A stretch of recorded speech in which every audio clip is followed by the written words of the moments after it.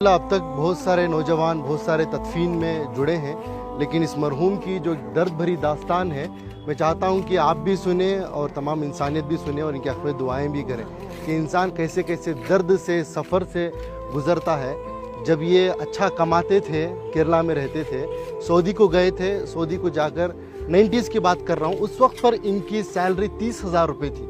30,000 रुपये कमा कर अपने बीवी बच्चों को इंडिया देकर भेजते थे, बच्चों को काबिल बनाया।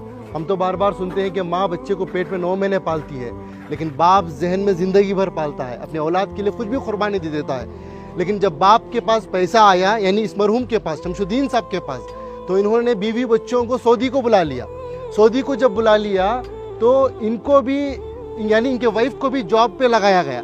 वो जॉब करना चाहती थी शायद, तो जॉब को उनको लगाया गया, तो उनकी सैलरी हो गई 60,000, इनकी सैलरी थी 30,000।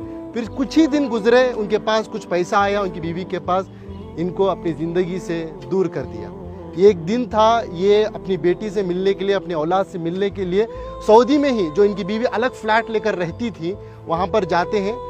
बाप अपनी बेटी की मोहब्बत में एंट्री लेता है, जाता है, बेटी दरवाज़ा खोलती है, बेटी बाप को देखती है, जैसे ही बाप को देखती है एकदम से दरवाजे को मूछ देती है। एक तमाचे की तरह इस मरहूम के चेहरे पर पड़ा। ये मैं नहीं कह रहा हूँ, ये इनकी खुद की ज़बानी है। मरने से पहले, कुछ दिन पहले इन्होंने इस वाक़े को बताया है। इसके गवाह हमारे इनायत साहब है, कहाँ है? हाँ, ये हैं। ये बता ये रहे हैं कि सऊदी से दिल दुखने के बाद, दर्द मिलने के बाद, बेंगलुरु के एक टॉप एरिया में एक बिल्डिंग में एक मैनेजर के तौर पर काम करते थे। ये खुद उसके गवाह हैं कि एक मिलिट्री की तरह सिस्टम था इनका, उसूल आदाब के पक्के थे, बिना आयरन के कपड़ा नहीं पहनते थे। ऐसी अपनी जिंदगी, छोटा सा कमरा था, सीढ़ियों के नीचे से बेड डालकर, एक पंखा लगाकर, उसे भी पाक साफ रखकर जीते थे। ये पूछने लगे कि भाई, मैं तो समझा आप एक सिक्योरिटी गार्ड है, लेकिन आपकी ये पाकी सफाई को देखकर, आपके ये मिलिट्री सिस्टम को देखकर, आपकी इस डिसिप्लिन को देखकर मेरे अंदर सवाल पैदा हुआ, आपकी ज़िंदगी में क्या हुआ? तो उन्होंने ये अपनी दास्तान सुनाई, ये दर्द बताया।